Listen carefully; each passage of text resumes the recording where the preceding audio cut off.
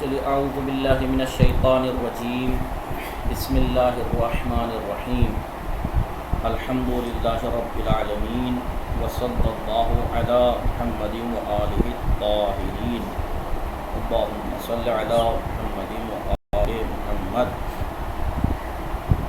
دیکھیے نحو مقدماتی کا آج دن ہے، تیسرا درس کی ہم نے کل تمرین حل کی، آج چوتھا درس یہاں سے شروع ہو رہا ہے۔ چوتھا درس کیونکہ تیسرے درس میں ہم نے کیا پڑھا؟ اعراب اور اعراب کی قسمیں۔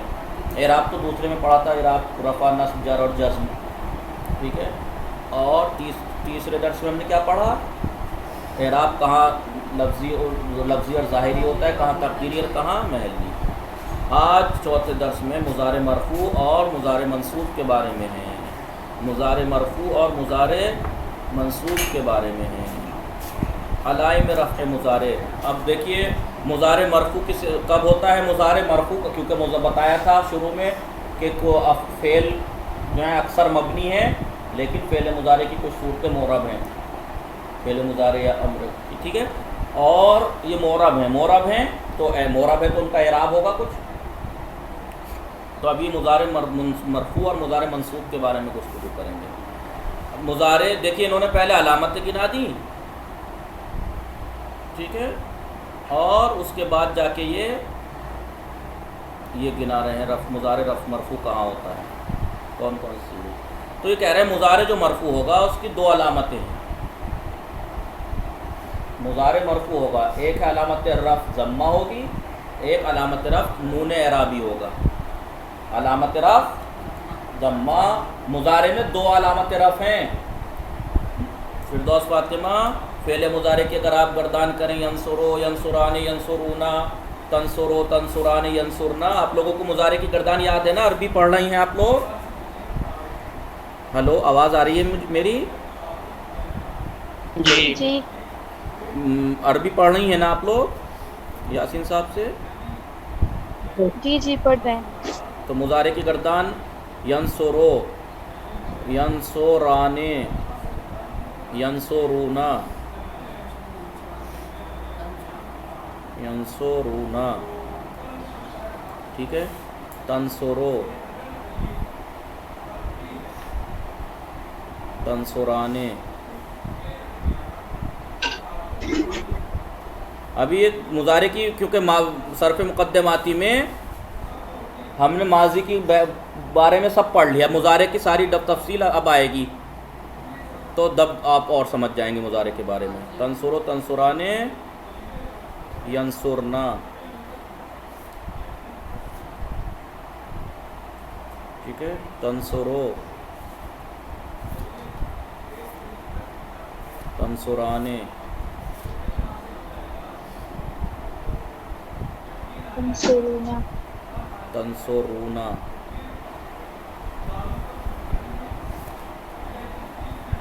تنصرونا، تنصرینا،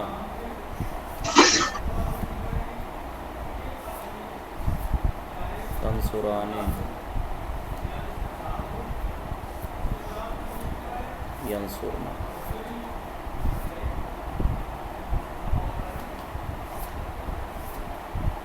ٹھیک ہے،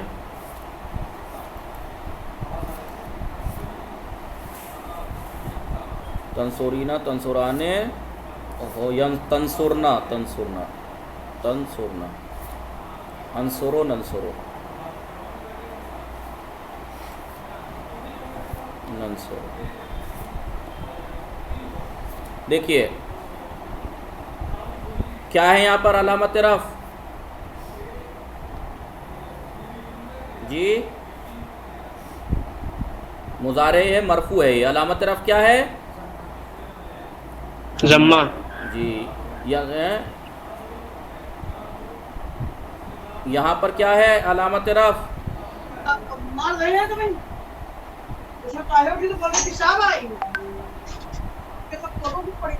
اسپیکر بند کر دیجئے، ٹھیک ہے۔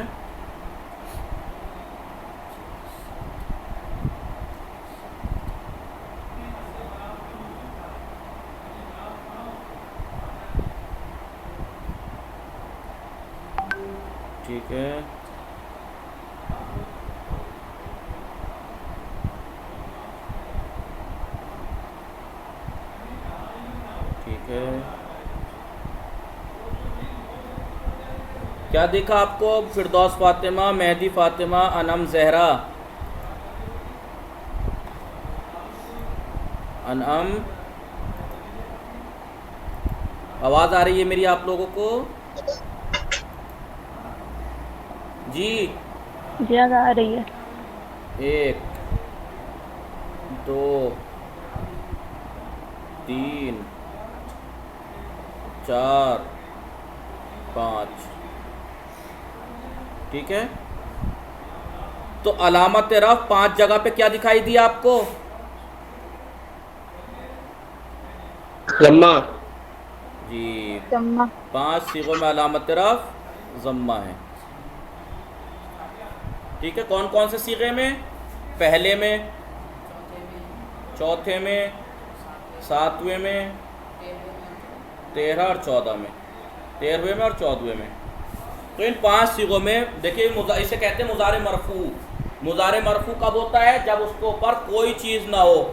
مضارع کے شروع میں جب کوئی چیز نہ ہو، نہ لن ہو، نہ ان ہو، نہ لم ہو، کچھ نہ ہو، خالی مضارع ہو، تو مضارع مرفوع ہوتا ہے. مضارع مرفوع ہوتا ہے. مرفوع ہوتا ہے یعنی معرب ہے تو مرفوع ہے. معرب ہے، معرب ہے اور مرفوع ہے. مرفوع ہے تو علامت رفع تو بتائی تھی آپ کو. علامت رفع ابھی تک آپ نے کیا پڑھی تھی؟ ضمہ ہے. اصلی علامت ضمہ بتائی تھی. اب یہاں پہ بتا رہے ہیں کہ علامت رفع یہاں 5 صیغوں میں تو ضمہ ہے، لیکن 7 صیغوں میں کیا ہے؟ نون اعرابی ہے. کہاں کہاں؟ 1 2 3 4 5 6 7. ان 7 صیغوں میں کیا ہے؟ علامت رفع نون ہے. میں نے 2 کے آگے یہ کاٹا کیوں ہے؟ 2 کے آگے یہ 2 صیغوں میں کیوں کاٹا پیٹی کی میں نے؟ ینصرنا اور تنصرنا میں، یہ ینصرنا اور تنصرنا میں نون اعرابی نہیں ہے کیونکہ یہ دونوں صیغے مبنی ہوتے ہیں. بتایا ہوگا آپ کو، یاد ہو. علامت رفع مضارع میں 5 صیغوں میں ضمہ، 7 صیغوں میں نون اعرابی. 2 صیغے مبنی ہوتے ہیں، جمع مؤنث غائب اور جمع مؤنث حاضر کے. کبھی آپ ینصرنا اور تنصرنا میں نون کو کہنے لگو کہ یہ اعراب ہے، نہیں. لہذا رفع کی اصلی علامت ضمہ تھی، لیکن بعض جگہ پر رفع یعنی ضمے کے بدلے نون آتا ہے، جیسے یہ. اور ان 7 نون میں سے 4 نون ایسے ہیں کہ جن پہ نون پہ کسرہ ہے. چاروں تثنیہ والے. دیکھیے ینصرانے، تنصرانے، پھر تنصرانے، پھر تنصرانے. ینصرانے، تنصرانے، تنصرانے، 3 تنصرانے اور 1 ینصرانے. 3 تنصرانے، 1 ینصرانے. 1 ینصرانے، 3 تنصرانے. چاروں تثنیہ میں نون اعرابی پہ کسرہ ہے. بچے 3 نون کون کون سے؟ ینصرونا جمع مذکر غائب، تنصرونا جمع مذکر غائب، اور تنصرینا واحد مؤنث حاضر. نہیں، تنصرونا جمع مذکر غائب، جمع مذکر حاضر اور واحد مؤنث حاضر. تنصرینا، ان 3 میں نون مفتوح ہوتا ہے، نون اعرابی پہ فتح ہوتا ہے. مٹا دوں میں اس کو؟ جی جی. چاروں تثنیہ میں نون اعرابی پر کسرہ ہوتا ہے. تو علامت رفع مضارع میں کیا ہوئی؟ علامت رفع کی علامت، اعراب کی علامت، رفع کی علامت مضارع میں کیا ہوئی؟ ضمہ اور نون. ضمہ اور نون. دیکھیے میں نے ضمہ دیکھیے کچھ اور نہ سمجھ میں آئے تمہاری، اس کی وجہ سے خراب ہوا ہے. لیکن اب یہ واو لگنے لگا یار. ضمہ اور نون.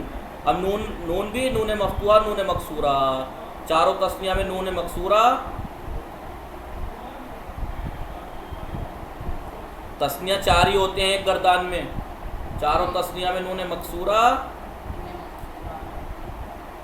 جمع مذکر غائب، جمع مذکر حاضر واو نون مفتوحہ اور واحد مؤنث حاضر، کیا ہوگا اس میں؟ نون مفتوحہ، نون مکسورہ، نون مفتوحہ. سمجھے؟ چاروں تثنیہ میں نون مکسورہ، جمع مذکر غائب، جمع مذکر حاضر، واحد مؤنث حاضر میں نون مفتوحہ، نون پہ فتح ہوگا. تو 7 صیغوں میں 5 صیغوں میں ضمہ،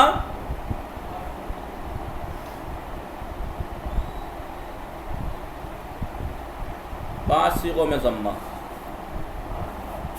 5 صیغے یہ ہو گئے، 4 تثنیہ، 5 4 9 اور 3 صیغے یہ ہو گئے، جمع مذکر غائب، جمع مذکر حاضر، واحد مؤنث حاضر. تو کتنے ہو گئے؟ 5 اور 4 9 اور 9 اور 3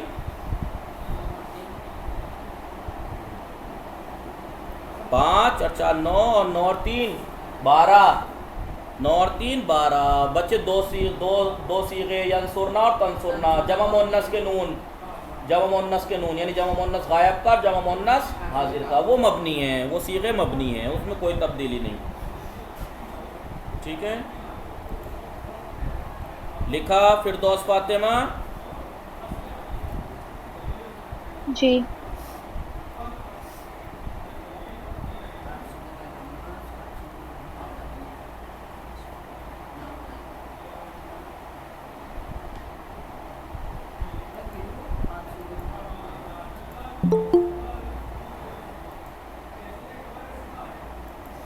سمجھے؟ تو نون اعرابی 7 جگہ پر 7 صیغوں پہ ہوگا. تو کتنے ہو گئے؟ 7 اور 5 12. 2 صیغے مبنی ہوتے ہیں، جمع مؤنث غائب اور جمع مؤنث حاضر کا صیغہ. ہو گئے 14 صیغے. آپ سے اگر کوئی پوچھے فردوس فاطمہ مضارع مرفوع کب ہوتا ہے، تو آپ کہیے گا جب کبھی بھی مضارع ہر چیز سے خالی ہو، کسی بھی نصب یا جزم دینے والے عامل سے خالی ہو. اب یہ مت سوچنا کہ ہر چیز سے خالی ہو. لا یضربو اور حل یضربو، دیکھو لا اور حل استفہام یا نفی اگر آتی ہے تو کوئی تبدیلی نہیں ہوتی لفظ میں، اس سے کوئی فرق نہیں پڑتا، تب بھی مرفوع رہے گا. لا یضربو اور حل یضربو، یعنی مضارع خالی ہو ایسے عامل سے جو اسے نصب یا جزم دیں، ایسے عامل سے جب مضارع خالی ہوگا تو مضارع مرفوع ہوگا. عامل اور معمول کی بحث پہلے ہی درس میں بتائی گئی تھی آپ کو. تو یہ کہہ رہے ہیں مضارع مرفوع کب ہوگا؟ جب بھی ایسے عوامل سے خالی ہو جو نصب یا جزم دیتے ہوں.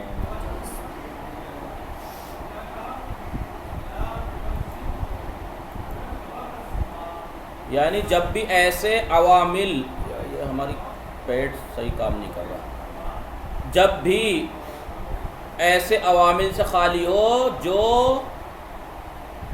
نصب یا جزم دیتے ہوں تو مضارع مرفوع ہوگا.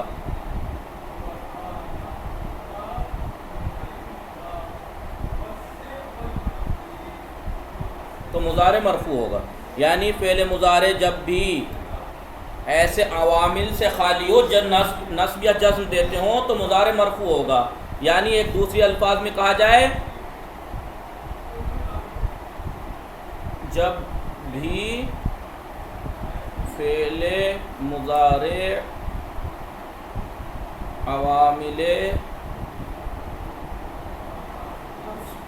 نصب یا عوامل جزم سے خالی ہو تو مرفوع ہوگا. دیکھیے میں نے کئی طریقے سے بتا دیا آپ کو، کئی الفاظ میں کئی طریقے سے بتایا آپ لوگوں کو. ذہن میں رکھنا، اب ان کو نکلنے مت دینا ان باتوں کو. فعل مضارع مہدی فاطمہ آپ سے جب کبھی پوچھا جائے فعل مضارع مرفوع ہوتا ہے کب؟ جب عوامل نصب و عوامل جزم سے خالی ہو، یعنی جب بھی ناصب اور جازم، ناصب کہہ لو جب بھی ناصب اور جازم سے خالی ہو. ناصب یعنی نصب دینے والا، جازم یعنی جزم دینے والا، یا یہ کہہ لو جب بھی عوامل نصب یا عوامل جزم سے خالی ہو فعل مضارع تو مرفوع ہوگا. ٹھیک ہے، مرفوع ہوگا. اب پوچھ لے آپ سے مضارع مرفوع کب ہوگا، آپ نے بتا دیا. پھر وہ پوچھے گا اگر مرفوع ہے تو علامت رفع، رفع کی علامت کیا ہے مضارع میں؟ تو اب آپ کہیے گا رفع کی علامت مضارع میں 2 ہیں، 5 جگہ پر ضمہ، 7 صیغوں میں نون آتا ہے ضمے کے بدلے. ان 7 صیغوں میں سے نون کی حرکت 4 صیغوں میں چاروں تسنیہ میں زیر ہوگی کسرہ، اور 3 صیغوں میں فتحہ ہوگی. ٹھیک ہے نا؟ فردوس فاطمہ، مہدی فاطمہ، انعم، زہرا.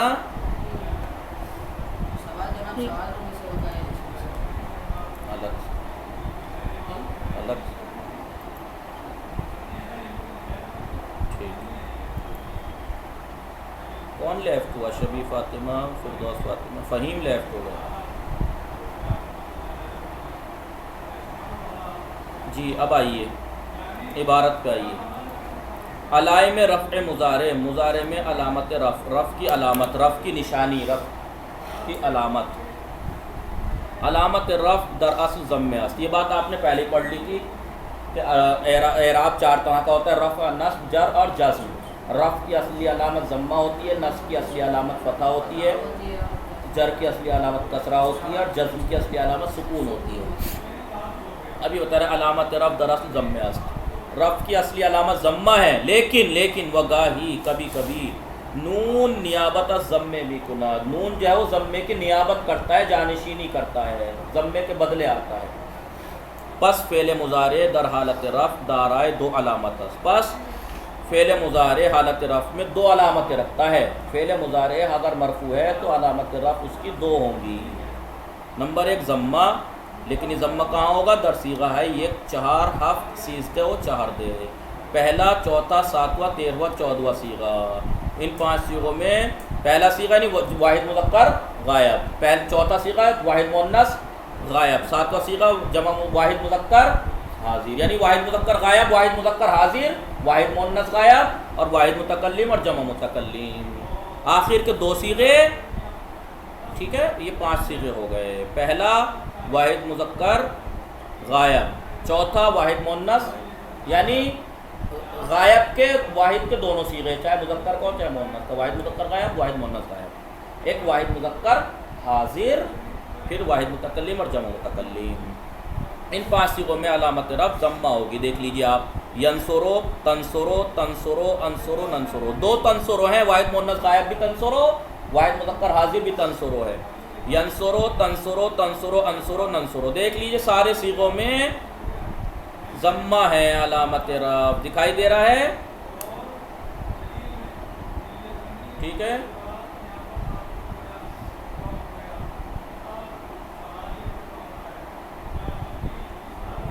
یضربو. فردوس فاطمہ، جی یہ یضربو میں علامت رفع کیا ہے؟ ضمہ. ضمہ کہاں ہیں؟ جی کہاں ہے ضمہ؟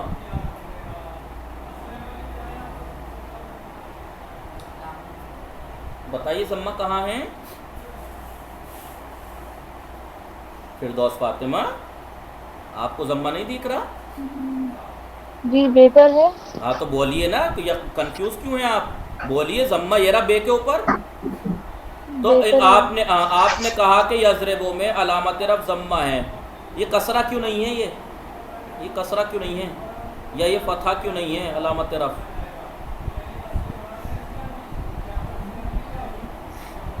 ہیں جی جی فہیم صاحب، جی جناب.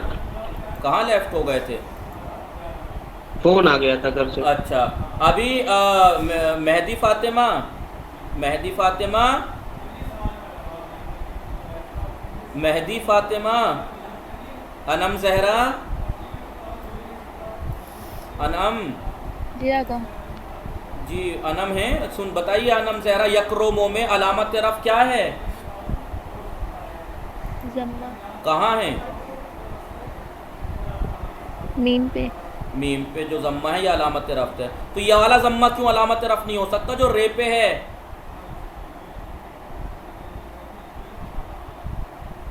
جی فہیم صاحب، علامت رفع یکرومو میں کیا ہے؟ علامت رفع ضمہ ہے کہاں ہے؟ میم پہ.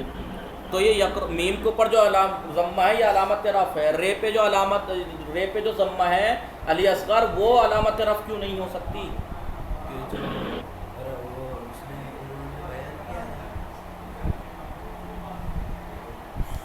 کیا بیان کیا تھا؟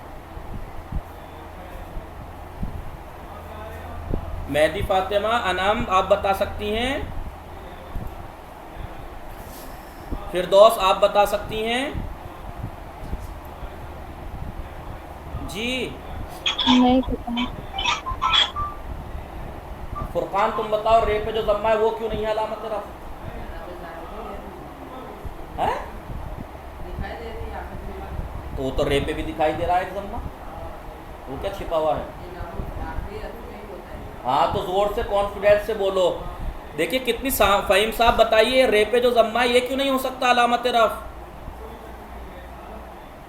کیونکہ ہم لام کلمے کو دیکھیں گے نہ احسن، کہ تم پہلے دن سے بتاتا آ رہا ہوں، پہلے دن ہی بتایا تھا کہ اعراب کی جو جگہ ہے وہ کلمے کا آخری حرف ہے. فردوس فاطمہ، اعراب آخری حرف پہ ظاہر ہوتا ہے. انم زہرا بتایا تھا بار بار. علی اصغر نالائق، پڑھ لو سیکھ لو کچھ. کتنی آسان سی بات تھی، اعراب ہمیشہ کلمے کے آخری. دیکھیے کتنی مثالیں دی میں نے آپ کو، کتنی اس دن سے آج تک مثالیں آ چکی ہیں آپ کے سامنے. جاء سعیدون، جاء سعیدون، جاء سعیدون، رأیت سعیدن. تو کیا بتایا تھا؟ سعیدن میں دال پہ ضمہ، سعیدن پہ دال پہ فتح، سعیدن میں دال پہ. تو بتاؤ آخری حرف پہ ہی تھے سارے اعراب؟ نہیں، اعراب اگر دیکھنا ہوتا ہے تو آخری حرف پہ ہوتا ہے، ظاہر ہوتا ہے اعراب. اتنی سادی سی بات آپ کیسے بھول سکتے ہیں؟ اتنی سادی سی بات آپ کیسے بھول سکتے ہیں؟ جبکہ یہ کتاب میں نے نہیں بتائی، میں نے تو بتائی آپ کو، کتاب میں خود اتفاق سے بتایا ہے کہ اعراب کی جگہ کلمے کا آخری حرف ہے. اس لیے رے کے اوپر جو ضمہ ہے وہ اعراب نہیں ہو سکتا. کیوں؟ کیونکہ رے آخری نہیں ہے. اور یضربو میں کیوں نہیں ہو سکتا؟ رب یضربو میں دو وجہوں سے. پہلی بات تو علامت رب ضمہ ہوتی ہے، رے پہ کسرہ ہے. دوسری بات یہ رے آخری حرف نہیں ہے، اعراب ہمیشہ آخری حرف کلمے کا آخری حرف پہ ظاہر ہوتا ہے.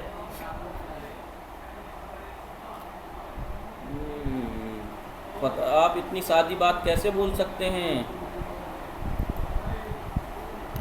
چلیے اب یاد رکھیں گی آپ فردوس فاطمہ، انعم، آئندہ علی اصغر کبھی مت بھولنا زندگی میں. اعراب کی گفتگو ہوگی تو اعراب کلمے یعنی جہاں ہوگا وہ آخری حرف پہ ہوگا. آپ نے جب بھی دیکھا ہوگا آخری حرف پر. جب ہم نے بتایا تھا معرب اور مبنی کی تعریف میں، کیا بتایا تھا؟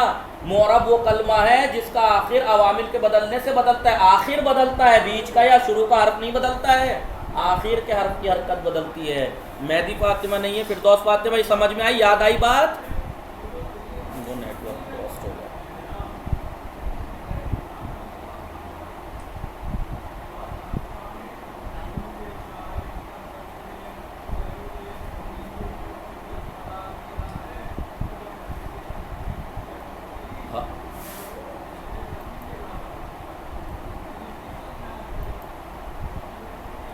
نیٹ ورک ہی چلے گئے.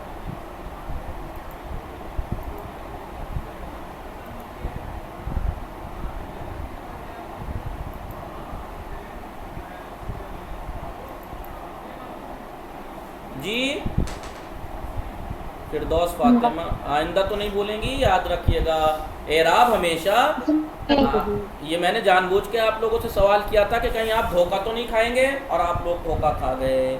اعراب ہمیشہ کلمے کے آخری حرف پہ جگہ ہے اس کی. بنا بھی اتفاق سے علامت بنا بھی کلمے کے آخری حرف پہ ہی آتی ہے بنا بھی.